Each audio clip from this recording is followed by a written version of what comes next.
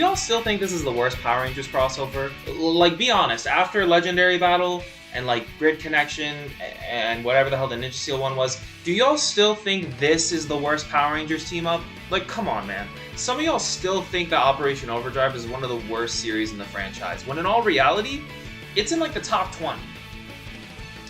It may not be in like the top 20, but it's in the top 20. I remember as a kid binge watching History of the Power Rangers, and I remember Linkara reviewing the Lost Galaxy Lightspeed team up, and he brought up a lot of really good points. Most of them I don't remember, but I do have to say, it can't be that bad as y'all make it. Like real talk, besides the Ninja Storm Dino Thunder team up, as a kid, this was probably like one of my favorite team ups. I used to have the VHS tape back in the day. Give me a second. Bam! I actually do still have it. A few years ago, my mom and I like had a garage sale where we sold a bunch of like VHS tapes and DVDs, and I remember very distinctly making sure we didn't sell any Power Rangers ones, just for moments like this. Also, as you can see, I'm clearly trying to flex my Lightspeed Rescue toy collection. I have 3 of the 5 Megazords released. I think I'm missing the Life Force Megazord and the Solar Max one. I don't remember what they're called. I really only wanted these 3. I also do want the other 2. I'm not gonna lie, it'd kind of be dope to have a complete set, but that's not about this. But yeah, I guess I'm also trying to show off my VHS tapes now. I would say like nowadays my favorite team up is something like To the 10th Power.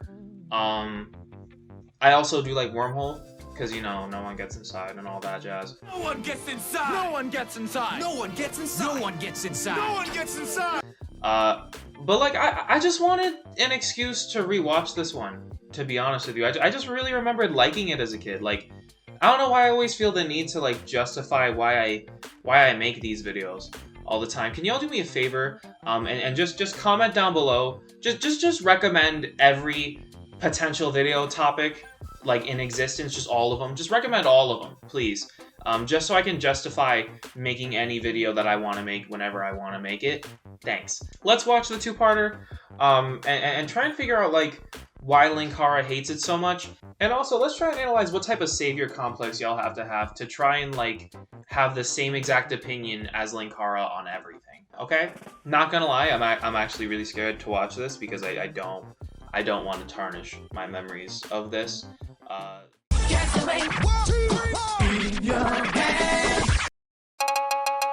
The episode opens with Leo pulling his Quasar Saber out of the stone and transforming during a thunderstorm, and this is actually really badass until...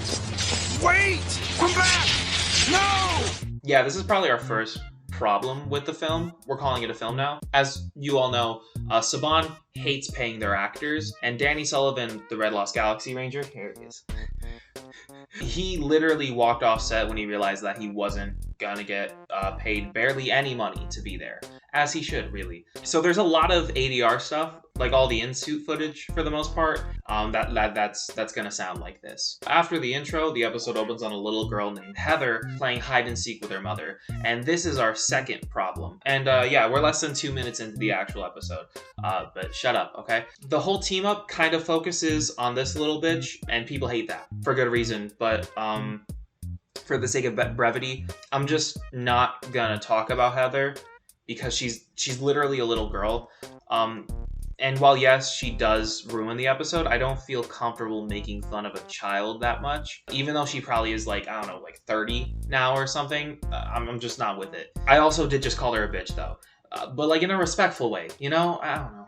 It cuts to the Lightspeed Rangers rescuing people from a burning building. I always appreciated stuff like this from Lightspeed. Like, we never really get to see these like small scale things in Power Rangers, I guess.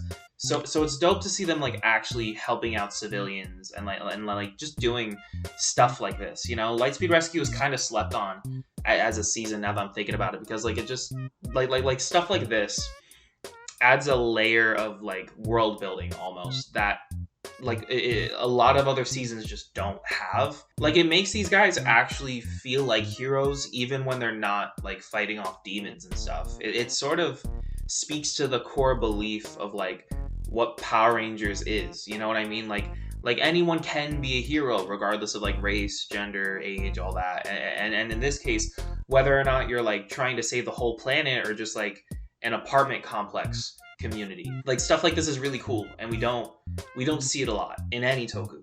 So Lightspeed is actually kind of goated in that regard. Also, Joel drops a bunch of these pamphlets after extinguishing the fryer from his jet plane, and can I mention just how much I love Joel? Like this is one of his greatest moments in the entire series, and I honestly forgot that was from this episode specifically. I just love Joel. Like that's it really. He's just one of my favorite Rangers. I can't really explain it.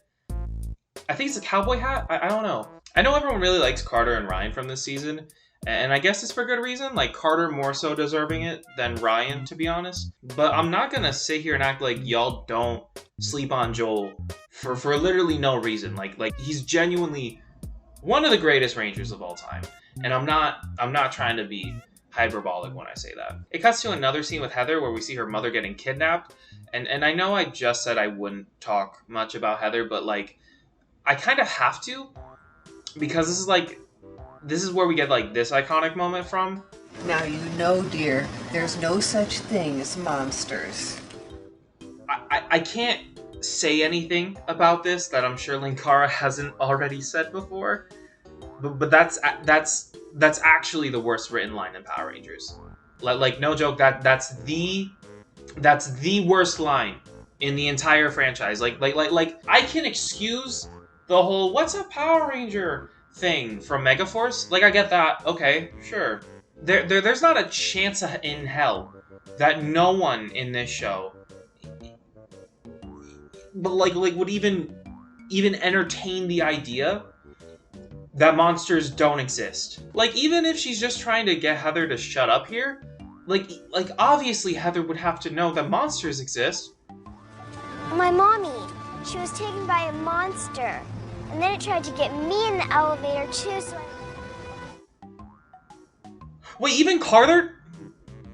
The red fucking Power Ranger does not believe monsters exist. What the actual fuck? Also, that's not Trakeena. I know this episode is titled Trakeena's Revenge, but she actually walked off set the moment that she realized that a child would be getting more screen time than the entire Lost Galaxy cast in their own team-up episode. As she should. The other Lightspeed Rangers run into Leo, who's just bumbling around in the streets like a maniac. And in literally the next scene, Carter runs into Kai and Maya just like by coincidence. I also never realized how much he towered over the two of them, but that's just like a whole different story. Also, I know I said I wasn't gonna talk about Heather, but like everyone's about to run off into battle, and Homegirl here pulls up like, "Yo, Carter, can I come too?" And Carter's like, "No, it's way too dangerous," which is correct, you know, that he's well justified in saying that. But Leo's like, "Nah, fuck that, she can ride." As if that in any way makes any sort of sense. As if she'd be any type of beneficial to them. Like, why would they do this? What prompted Leo to bring the little girl into the battlefield with them? I don't understand. I just don't understand the logic in the slightest. Like, Carter doesn't even fight him on it. He just needed like a head nod and a shoulder tap, and like suddenly his entire moral compass is just like shattered in seconds. What is happening? There's a Sentai footage fight scene, and the villains start conspiring against one another, and it's still raining on Miranoi for some reason, where we see Damon and Kendricks grab their sabers from the altar. And Carter decides to actively put the girl into danger again, and there's a transition where the two Red Rangers are running up the stairs of a building, and immediately they're going from like in the building to like in the middle of the street, and they're fighting a monster in Sentai footage. And that's I mean, I get it, don't get me wrong, I get it, but that's actually lazy, and it's filler. Kendricks and Damon finally show up, and this is literally like a 40-minute two-part special, and we're almost 10 minutes away from the actual end of the episode, and we just now have the full Lost Galaxy team, minus Mike and Corone. Also, I literally don't mean to keep pointing out Sentai footage here, because like it's Power Rangers, that's literally a part of its DNA, but like this is not Damon. Also, the final sort of like team up fight scene is kind of trash. We see the Rangers of their respective colors like fighting near each other, but not like with each other, if that makes sense. Like, you get what I'm saying? Typically in these sort of fight scenes, we sort of have like the different Rangers like playing off of one another, like having fun with the different fighting styles of their like respective shows. But they're literally just fighting next to each other, and it's really boring to look at. It's almost like poetic. It's like the fight scene choreographers and the writers like got together and they realized that the cast was barely going to interact with each other outside of suits, so why would they even bother inside a suit? You know what I mean? Trakeena successfully turns into a bug and then grows monster size, and the Lightspeed Rangers call out this guy, and I don't have the other one. And the Lost Galaxy Rangers kind of just sit there with their thumbs in their asses. We need the Galactic Beasts, but they're on Miranoi. Well, that was convenient. I wonder if there was some sort of like meaning or like explanation as to how that happened. The Power Rangers might actually be the reason I'm a nihilist. Oh shit, Magna Defender's here? Oh, never mind. But like in all seriousness, the Lost Galaxy Rangers use the Lights of Orion to give the Omega Megazord like that V chest plate and dreads from the Galaxy Megazord, and that will never not be raw as hell. Actually, this is one of the greatest things to come from the team up. That's more so like Sentai footage, really, but it's still really dope. It's kind of wild because after the Megazord battle, there's only like 3 minutes left in the episode. I feel like I keep mentioning timestamps as if they like mean something, but like this is the only time in the team up where we actually get like good character interactions. Like we see Joel hitting on the female Lost Galaxy Rangers, and we see like Leo and Kai like reflecting on the good old days, and like it's really good stuff. You know what I mean? Like, but that's all we get. I'm not gonna lie, I don't want to sound like one of those dramatic neckbeards who are like, my childhood ruined and all that, but like I genuinely wish I didn't watch this. I actually miss being able to look back on this team up and thinking that like it was underrated, but it doesn't mean I didn't have fun watching this. And it also doesn't mean that I like this team up any less. A lot of people like to dog on nostalgia blindness, but like, what does it actually matter? Like, people do hard drugs. You realize that, right? Like, there are worse things I could be enjoying. I hate that people act like the concept of nostalgia, like, is literally the embodiment of like satanic energy. Like, you guys could be worrying about anything right now. You could like you know, the military industrial complex still exists and stuff. Like you guys act like some of y'all actually need to find better things to get mad about. I like being able to remember a time where Power Rangers didn't have to be good in order for me to love it. I miss those days.